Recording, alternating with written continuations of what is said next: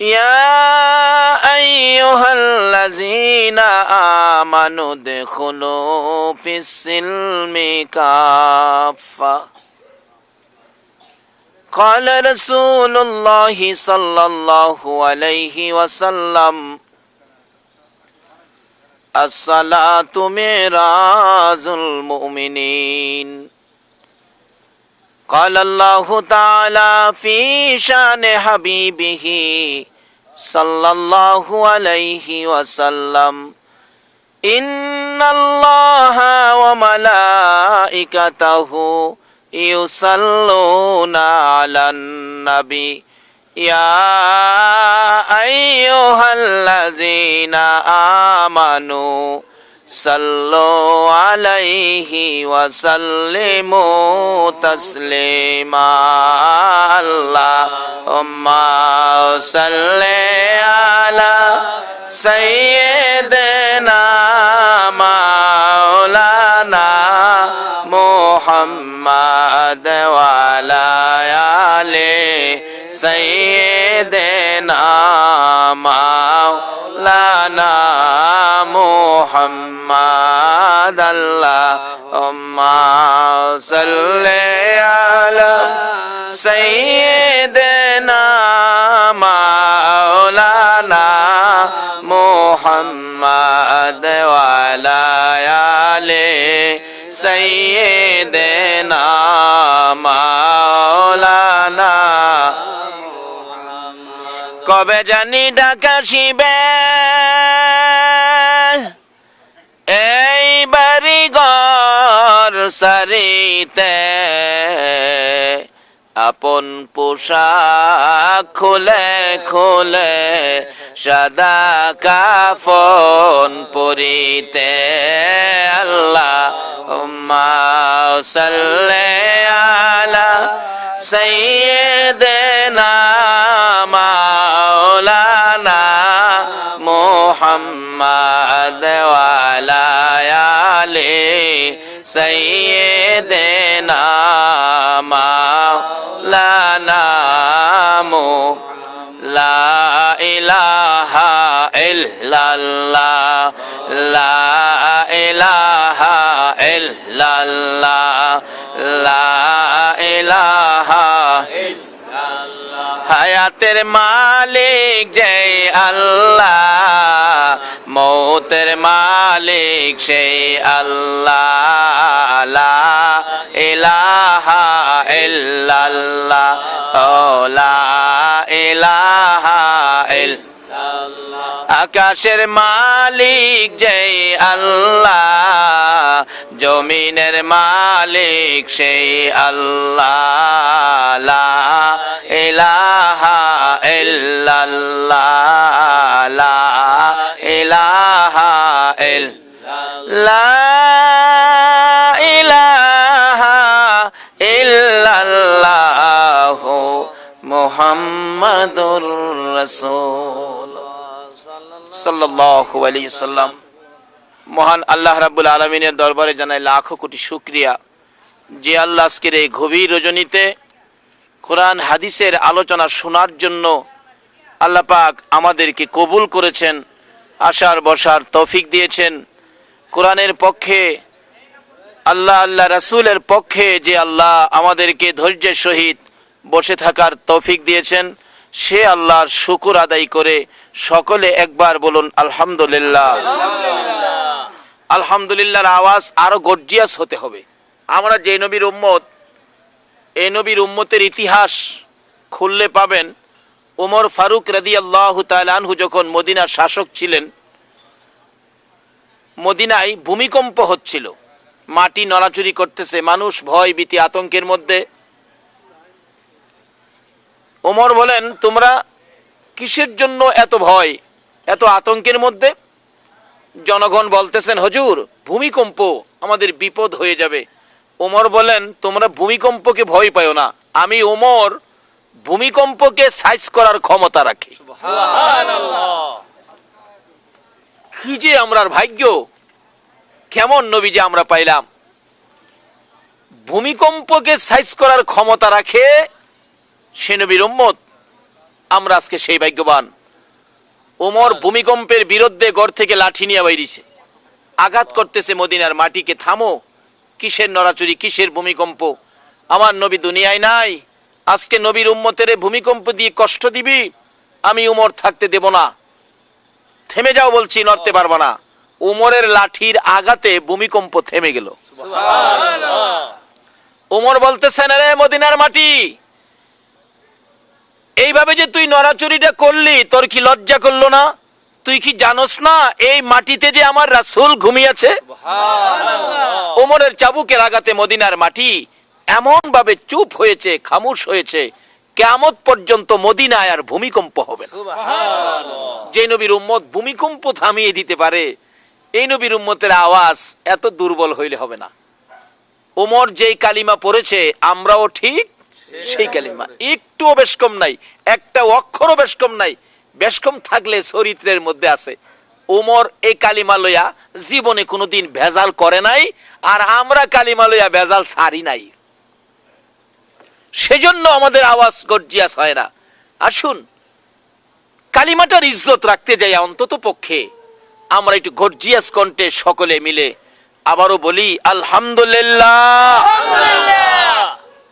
এত সুন্দর করে, এত আওয়াজ করে বলুন, আমরা কার শুকর আদায় করেছি? আল্লাহ। এই শুকর আদায় করণে আল্লাহ যে কত খুশি। আল্লাহ বলতেছেন, ও ফেরেশতারা, আজকের মাহফিলে বসে যারা আমি আল্লাহর শুকর আদায় করলো, আমি আল্লাহ তাদের জন্য 3টা পুরস্কারের বাজেট দিলাম। প্রথম পুরস্কার হলো তাদের জীবনের গুনাহগুলো আমি আল্লাহ মাফ করে দিলাম। দ্বিতীয় পুরস্কার হলো আমি আল্লাহ তাদের জন্য হেদায়েতের ফয়সালা করে দিলাম। তৃতীয় পুরস্কার হলো দুর্বল ঈমান শক্তিশালী করে দিলাম। যেই নবীর এক একজন শক্তিশালী ঈমানদারের পুরস্কার হবে 10টা পৃথিবীর সমান একটা জান্নাত।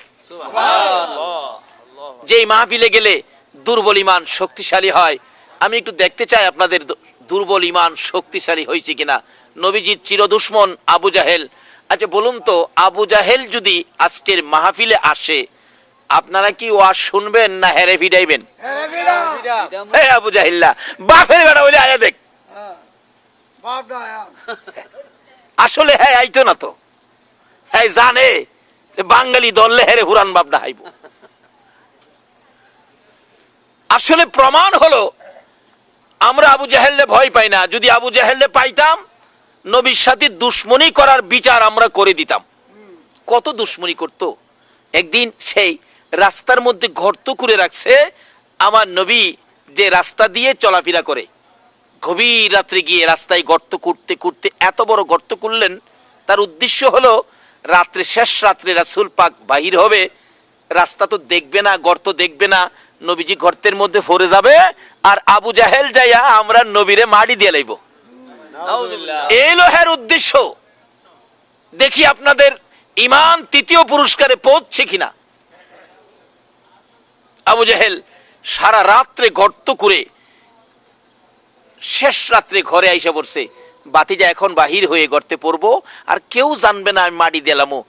নবীজি গর্ত থেকে বাহির হওয়ার আগে আগেই আল্লাহ বলেন, জিবরাইল আমার বন্ধু রাস্তা দিয়ে যাবে রে, এই রাস্তার মধ্যে আবু জাহেল গর্ত করেছে, তুমি একটা কাজ করো, তুমি জিবরাইলের নূরের পাখাগুলো গর্তের উপরে বিছাইয়া দাও। বলুন, জিবরাইলকে যে নির্দেশ দিলেন, জিবরাইল আমার আল্লাহর নির্দেশগুলো মানে কিনা? সাথে সাথে নূরের পাখা বিছিয়ে দিলেন। আমার নবী তো গর্তের উপর দিয়ে যাইতেছে, নূরের পাখা। আরে কি ব্যাপার জিবরাইল, তোমার পাখার উপর হাঁটতেছি।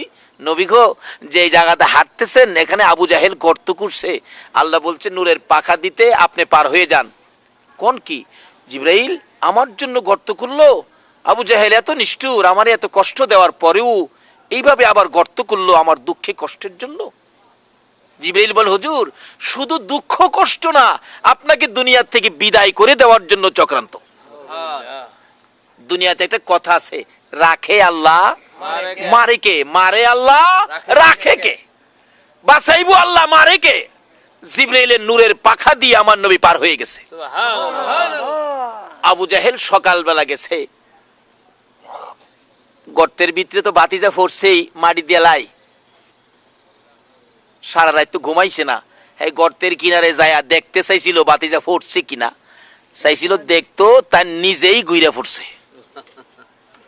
আসলে এটা আল্লাহর বিধান, এটা আল্লাহর আইন। কারো জন্য বিপদের চিন্তা করলে এই বিপদ আগে নিজের ঘাড় হইব।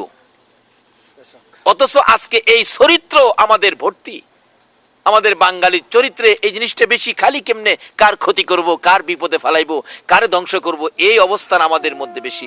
সেই জন্য আমার আল্লাহ এই রোগ থেকে আমাদেরকে মুক্তি দেওয়ার জন্য কোরআন শরীফে ঘোষণা দিয়েছেন, ইয়া আইয়ুহাল্লাযীনা আমানু দুখুলু ফিস-সিলমি কাফা।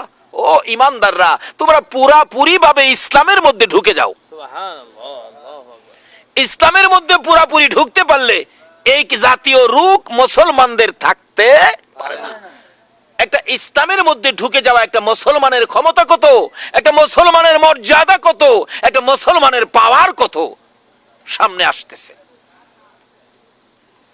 আবু জাহেল তো ভাবছে বাতিজা পড়ছে, দেখতে চাইছিন ওহন নিজেই পড়ছে। এমন গভীর গর্ত, উড়ার কোনো সুযোগ পাইতেছে না। অবশেষে সকাল হয়ে গেলে রাস্তাঘাটে মানুষ বাহির হয়ে গেছে, দেখে রাস্তার মধ্যে গর্ত। বলুন, রাস্তার মধ্যে গর্ত থাকলে মানুষ গালাগালি করে না? আরে কোন জালিম রে, কোন পাষাণ রে, কোন হারামজাদা রে রাস্তার মধ্যে গর্ত করছে। বলুন, এই গালিগুলি কে খাইতেছে? আবু জাহেল। কাছে গিয়া দেখে চাচা। হাই হাই চাচা, আপনি কতক্ষণ গালাগালি কইরা অন চাচা কস? আল্লাহ কয়, যেই কাজ করছস রে আবু জাহেল, চিরজীবনই তুই গালি খাইবি। শত শত মানুষ জড়ো হয়ে গেছে। একজন বলে, মুরব্বী মানুষ, চাচারে আর কতক্ষণ গর্তের ভিতরে রাখবি? একজনের নিচের থেকে হাত বাড়ায় টান দা, উঠাস না। আমার আল্লাহ কয়, ও জিব্রাইল, যে বন্ধুর জন্য গর্ত করছে, এই বন্ধু না আসা পর্যন্ত আবু জাহেল যাতে না উঠতারে। জিব্রাইল আল্লাহর হুকুম মানেনি। আল্লাহ আপনি বলেন কি করবো? আদাত বাকি লাগাই দাও। আদাত বাকি, কয়াত বাকি? আদাত বাকি। নিচের থেকে উপরে আবু জাহেল হাত দিছে, উপর থেকে একজন নিচে হাত দিছে, কিন্তু আদাতের জন্য লাগাল পায় না। আবু জাহেল ডাকে, এই বেকুবের বেকুবগল, আদাতের লেগে লাগাল পাই না, তোর আন্তাজ নাই? এক হাত রশি দিলেই তো হয়। দিছে এক হাত রশি। আল্লাহ কো, জিব্রাইল, আল্লাহ কো, আদাত ঠিক আছে, আদাত ঠিক আছে। দুই হাত রশি দে, দিছে দুই হাত রশি। আল্লাহ কয়, জিব্রাইল কি খবর? আল্লাহ কো, আদাত বাকি, ঠিক আছে। 10 হাত রশি দে, ওহনো আদাত বাকি। অনেক সময় দেখেন দোকানে লেখা থাকে আজ নগদ, আছে না? এরকম লেখা আছে না? আজ নগদ কাল বাকি। এক বেচারা বাচ্চা কাচ্চা নিয়ে ঘরে চাউল নাই, কষ্ট কইরা সারাদিন কাটাচ্ছে। সন্ধ্যার সময় বাচ্চা কাচ্চা কান্দে, দোকানে গিয়া দেখে লেহা বাকি আনতে গেছিল, আজ নগদ কাল বাকি। আজকা তো বাকি দিবে না, কালকা বলে দিব। যাক, রাত্রটা কোন রকম কাটাইয়া সকালবেলা দিই আগেই গিয়া প্রথমে বাকিটা লইলাম। বেড়া ফজরের পরে সকালবেলা দোকান খুলছে, পরে গিয়া সামনে খার হয়েছে পরে দেখে সাইনবোর্ডের ফাইসাইয়া কি লেখা? আজকাও কি লেখা? আজ নগদ। আচ্ছা, এই বাকি জীবনে নগদ হইব? দুনিয়া কিয়ামত হইব, বাহি নগদ হইতো না। আল্লাহ কয়ে দিছে, জিব্রাইল আদাত বাহি। যতক্ষণ পর্যন্ত আল্লাহর পক্ষ থেকে নগদের বাজেট না হয়, বলুন 70 গজ রশি দেওয়া হয়েছিল কিতাব লেখে, 70 গজ রশি দেওয়ার পরেও আদাত আর পুরা। নিচের থেকে আবু জাহেল ডাকে, তোরা কারা রে? আর রশি দিস না, আর আমার মাটির নিচে নিস না। সঙ্গীরা, আর রশি দিস না, আর মাটির নিচে নিস না রে। বুঝেছি আমার বাতিজা সারা, মুহাম্মদ সারা আমারে কেউ উঠাইতে পারবে না। আল্লাহ কয়, যার লেগে কুরছস হেলা রান। এই চরিত্র, এই রূপ আমরা আসেনি মানুষের ক্ষতির চিন্তা, অথচ ক্ষতি করতে গিয়া যে নিজে ক্ষতিত পড়ছি। অনেক সময় দেখেন স্যার দোহানো বইয়া ক, যাই না তো কোনো ভাব করি না, কেড়ে যে বিপদ ডাইলো, কয় না? কয় না? ভাব যাই না করো না, আরেকজনের ক্ষতি যে তুমি কইরা রাখছো, এই জন্য তোমার কপালে বিপদ। আবার কোন কোন সময় ভালো মানুষেরও বিপদ দেয়, আল্লাহ পরীক্ষা করে দেখি, হ্যাঁ যে আমার লাগে পাগল, একটু পরীক্ষা করে দেখি। ইব্রাহিম নবী খুব পাগল ছিলেন আমার আল্লাহর, খুব পাগল ছিলেন আমার আল্লাহ, কত পরীক্ষা করলো, অবশেষে আপন ছেলের গলায় ছুরি দিল পরীক্ষা করে, আল্লাহর পরীক্ষার ফাঁস করার জন্য। একদিন দুই ফেরেশতা বলে, প্রভু গো, আপনার ইব্রাহিম আপনার জন্য এত পাগল, আমরা আপনার ইব্রাহিমকে পরীক্ষা করতে চাই। আল্লাহ বলেন, পরীক্ষা করবি, যা। দুই ফেরেশতা ভিক্ষুকের বেশ ধইরা ইব্রাহিম নবীর ঘরের বাড়ির গেটে খাড়ুইয়া ডাকতেছে, গাফুর রহিম নামে তোমার আল্লাহ হো আল্লাহ হো আল্লাহ, ইয়া গাফুর রহিম নামে তোমার আল্লাহ হো আল্লাহ হো। ইব্রাহিম ঘরের ভিতর থেকে দৌড়াইয়া বাহির হয়ে হাজির হলেন। তোরা কেন রে? আমার প্রভুর নামের গান গাছ, আমরা ভিক্ষুক, ভিক্ষা করতে আইছি। ও ভিক্ষুকেরা, নিষ্ঠুর ভিক্ষুকেরা রে, আয় আমার প্রভুর নামের গান আমারে আবার শোনায়া দাও। ভিক্ষুকেরা বললেন, তোমার বাড়ির সামনে বারবার তোমাকে গান শোনাবো, আমরা কি লাভ হবে, আমাদের ভিক্ষা করা দরকার। কোনা বলে, ভিক্ষুকের বলে, ভাও লক্ষ্মী, আমরা হাঁটলেই তো লাভ হইব। ইব্রাহিম নবী ডাকে, ভিক্ষুকেরা রে, ও নিদয়া নিষ্ঠুর ভিক্ষুকেরা, তোরা যা চাস আমি তা দিব। আমি ইব্রাহিম নবী কথা দিলাম, আমার বন্ধুর নামের গান শোনাবি রে, আমি ইব্রাহিমের অর্ধেক সম্পত্তি তোদেরকে দিয়ে দিব। আল্লাহর ভালোবাসায়, বলুন কার ভালোবাসায়? আল্লাহর ভালোবাসায় যদি ইব্রাহিম এত পাগল হতে পারে গো, আমার আল্লাহকে জিজ্ঞেস করে দেখুন। খাতুনে জান্নাত ফাতেমাতুজ জাহরার জীবনী খানায়ে কাবার পাশে যাইয়া দেখে লক্ষ লক্ষ মানুষ খানায়ে কাবার চারিপাশে ঘুরে। প্রশ্ন করলেন, ও মানুষ, এইখানে তোমরা ঘুরো কেন, ব্যাপার কি? লোকজন জবাব দেন, ফাতেমা গো, আমরা হলাম খানায়ে কাবার পাগল। ফাতেমা জিগায়, ও খানায়ে কাবা, এই মানুষ হলো তোর জন্য পাগল, তুই খানায়ে কাবা কার পাগল? খানায়ে কাবা বলেন, ফাতেমা রে, আমি খানায়ে কাবা হলো আমি আল্লাহর পাগল। ফাতেমা বলেন, প্রভু গো, মানুষ খানায়ে কাবার পাগল, খানায়ে কাবা তোমার পাগল। ও আমার আল্লাহ, আমি ফাতেমা জানতে চাই তুমি আল্লাহ কার পাগল?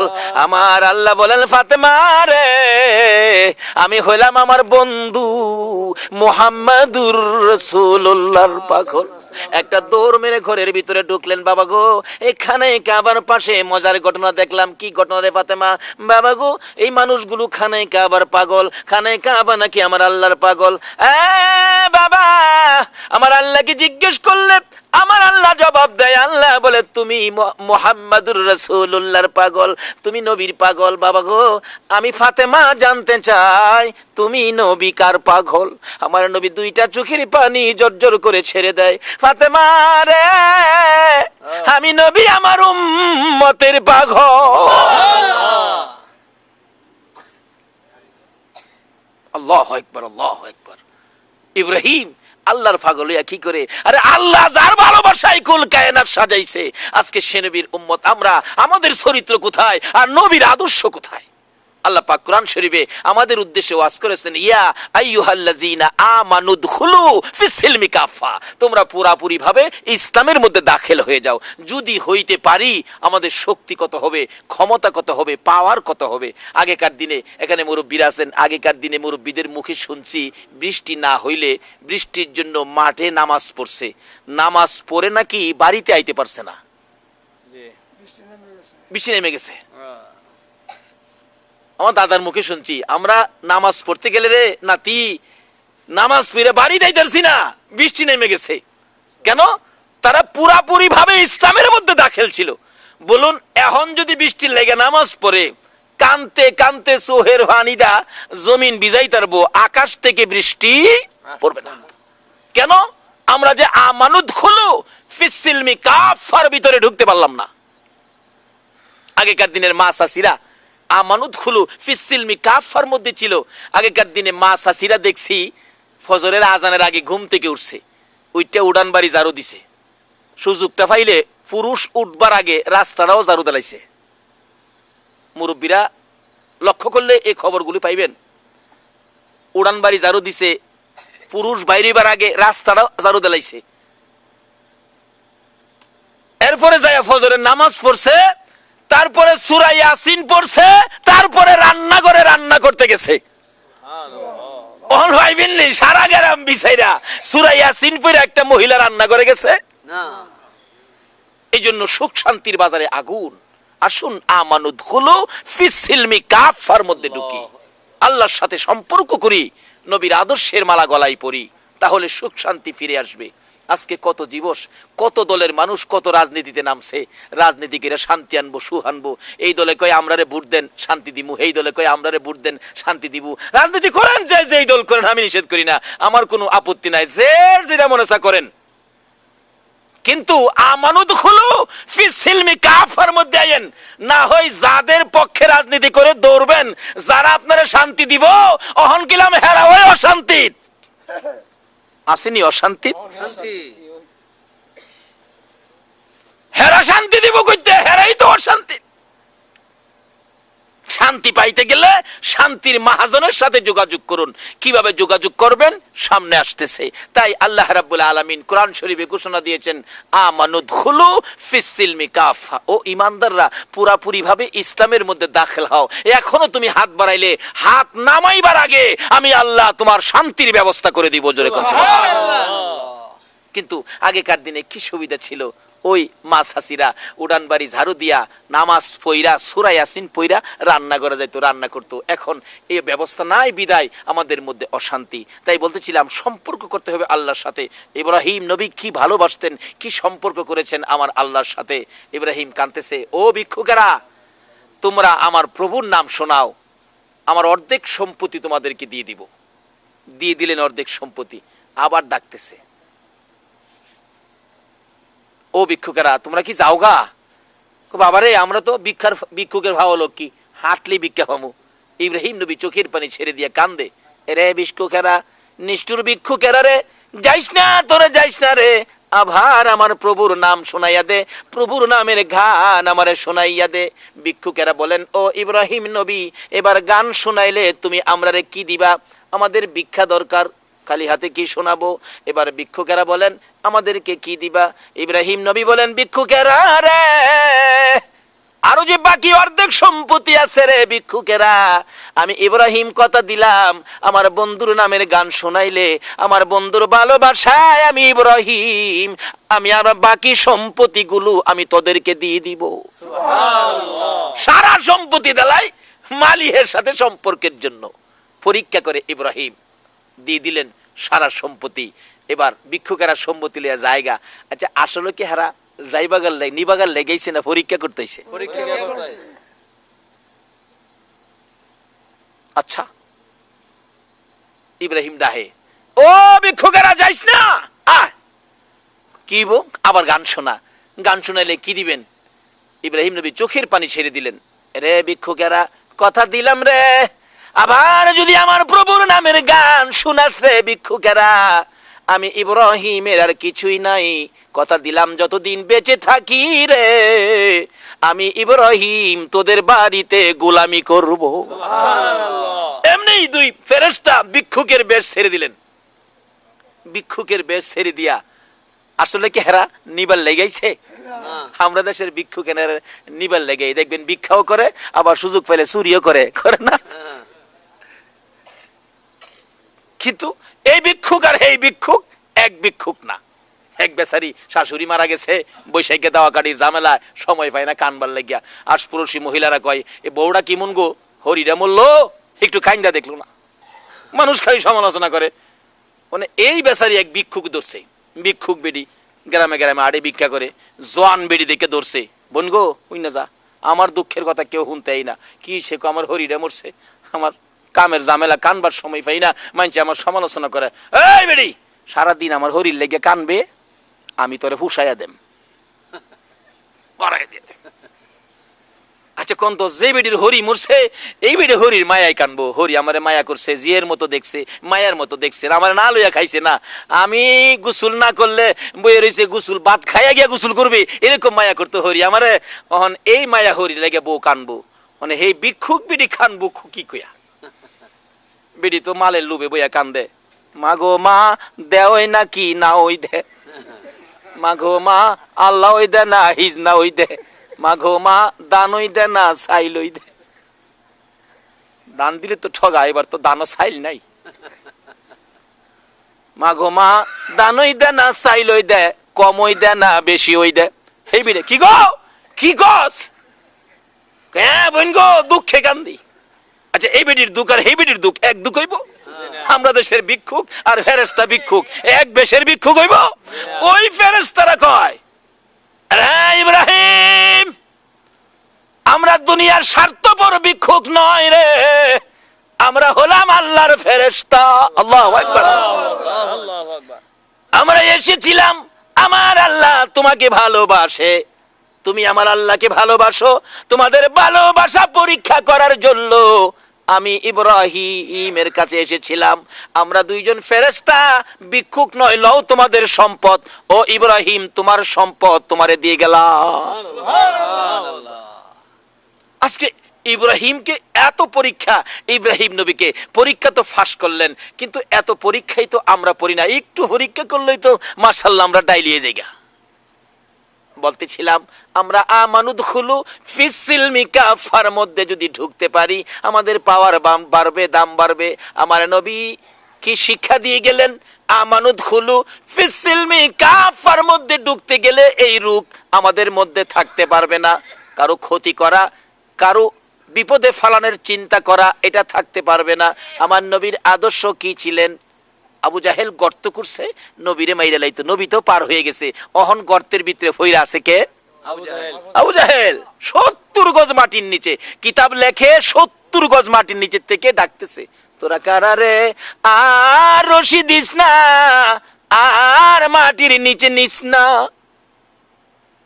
আমার বাতিজা কই, বাতিজা সারা উঠাইতে পারবি না। একজন দৌড়াই গিয়া খবর দিছে, নবী গো, ও নবী আপনার চাচা 70 গজ মাটির নিচে, বলুন আমরার লগে যদি এমন দুশ্মনী কেউ থাহে আর 70 গজ মাটির নিচে খবরটা ভাই, হ্যাঁ খালি ইঙ্গিতে কই দিত না, আরে দুইটা চাহা খালি ছেড়ে দিস না, শেষ হয়ে যাক।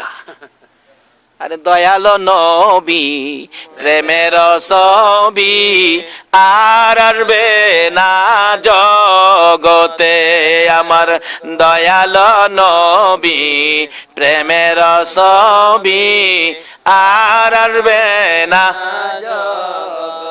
হাসর দিনে উম্মত বিনে, হাসর দিনে উম্মত বিনে যাবে না নবীজি বেহেশতে, দয়াল নবী প্রেমের ছবি আর আসবে না জগতে, আমার দয়াল নবী প্রেমের ছবি আর আসবে না।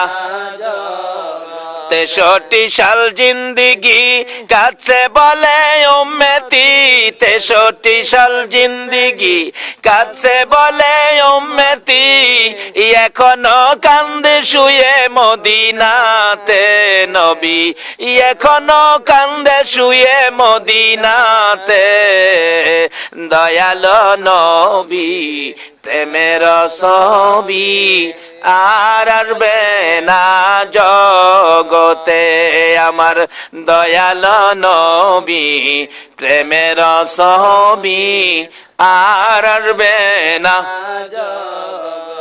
আমার নবী কত দয়ার নবী, মায়ার নবী, এত দুশ্মনী করার পরেও নবী তার দুশ্মনী করতে আসে না।